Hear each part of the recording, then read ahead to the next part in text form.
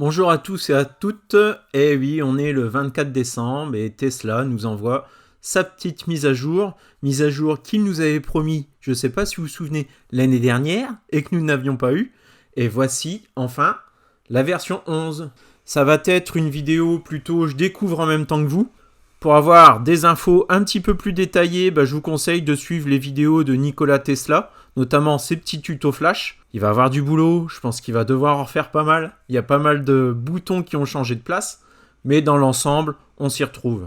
De mon côté, j'ai une des deux voitures qui a commencé son update avant l'autre. Et l'autre ne veut plus s'ouvrir. Et oui, il y a l'update en cours. Et je pense qu'elle a coupé la connexion, donc je vais chercher la carte. En tout cas, c'est sympa de la déployer en masse le 24 décembre. J'ai l'impression que pour une fois, c'est pas au fil de l'eau, c'est vraiment poussé chez tout le monde. Je vais chercher ma carte, à tout de suite, jingle. Et si c'est pas encore fait, abonne-toi.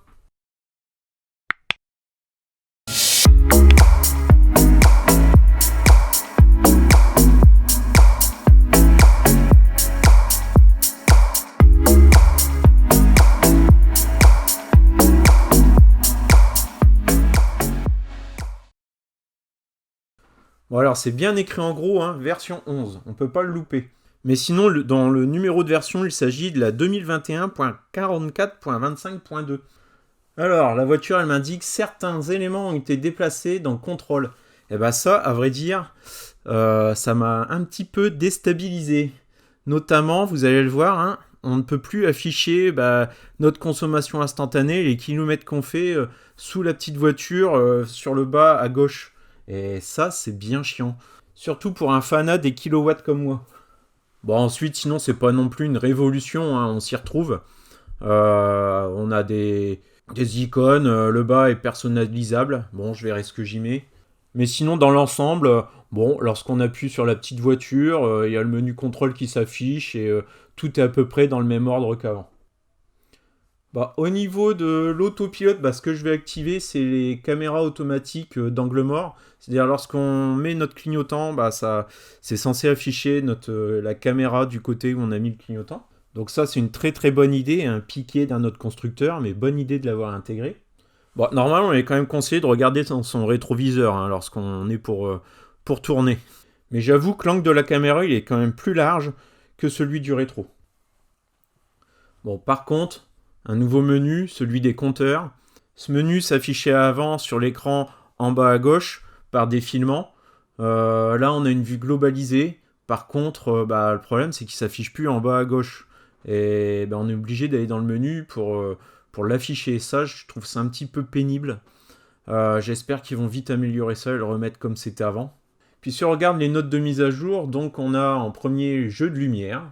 Donc la fonction qui sert à rien mais qui est indispensable. On va la regarder ensemble ensuite. Seconde option, des contrôles simplifiés. Bon, ça, c'est la remise au goût du jour de l'interface, en gros. Suivi de la caméra d'angle mort. Donc ça, c'est pas mal. On va voir ça, on va prendre la route. La caméra sentinelle. Voilà, enfin, on a le Sentinel View. Alors celle-ci, j'y croyais pas. En France, je pensais que ça serait pas passé. Mais bon, ils l'ont déployé. Et avec le mode sentinelle en direct, on peut aussi parler dans la voiture. Donc ça sort par les haut-parleurs pour ceux qui en sont équipés. Et puis ensuite, il y a aussi des nouveautés côté des jeux. Et la possibilité aussi d'effacer toute la dashcam en un clic. Enfin, une meilleure gestion, a priori, des vidéos. C'est vrai que c'est un petit peu chiant de faire du ménage dans cette fonctionnalité. Bon, allez, avant de prendre la route, on essaye le jeu de lumière. Donc cette Model 3, elle est équipée des feux matriciels. C'est un véhicule que j'ai reçu en août 2021. Par contre, mon autre SR+, elle n'a pas les feux matriciels, donc elle ne sera pas capable d'écrire des choses avec ces feux. Théoriquement, ça permet aussi de ne pas éblouir un autre véhicule tout en continuant d'éclairer l'intégralité du reste du paysage. On l'attend encore cette mise à jour. Parce que pour le moment, en feu automatique, j'ai pas mal d'appels de phare quand même. Allez, je vous laisse regarder la petite démo là.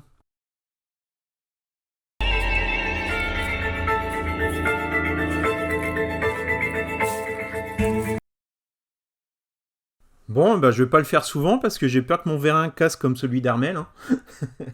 Sinon on est parti. Bon, je viens d'activer l'accès Sentinelle en direct. C'est écrit que pendant l'utilisation, les phares clignoteront que l'écran affichera un message et que les transmissions sont chiffrées de bout en bout et que Tesla ne pourra pas y accéder.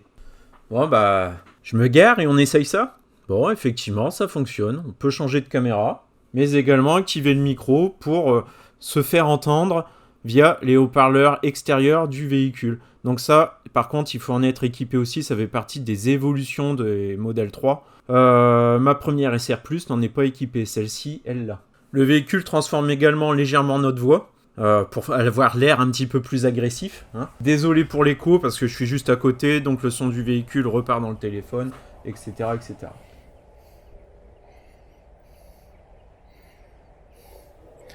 Ne vous approchez pas de mon auto.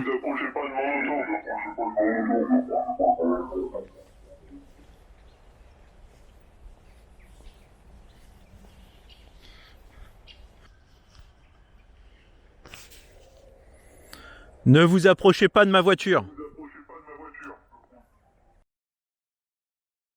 Bah c'est cool, ça fonctionne. Alors bon, on est reparti.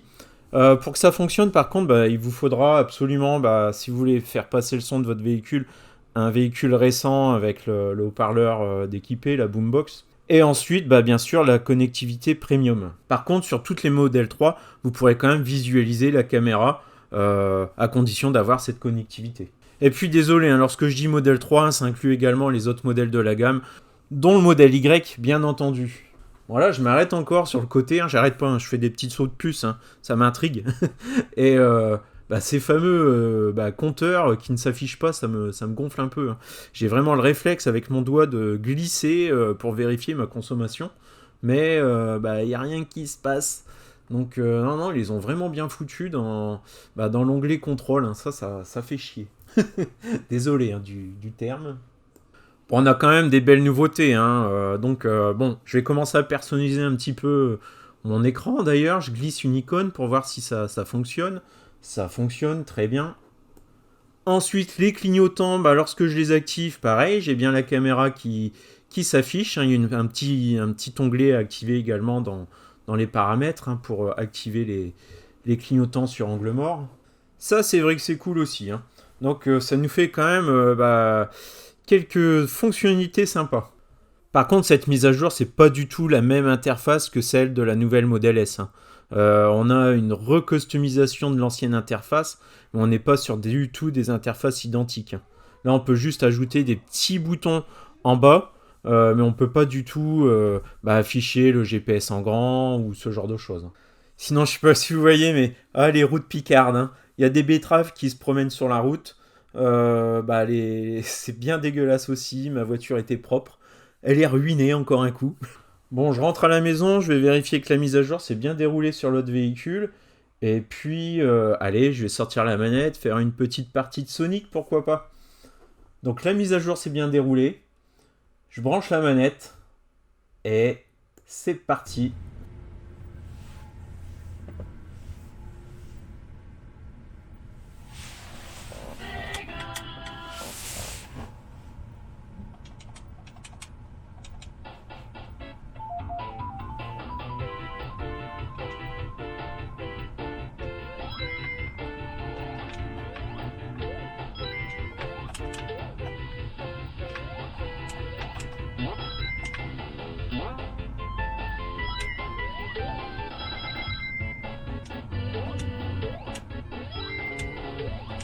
Bon, forcément, ajouter Sonic, hein, pour un geek comme moi, ça marche, hein, même si j'ai toujours ma Mega Drive et quelques jeux.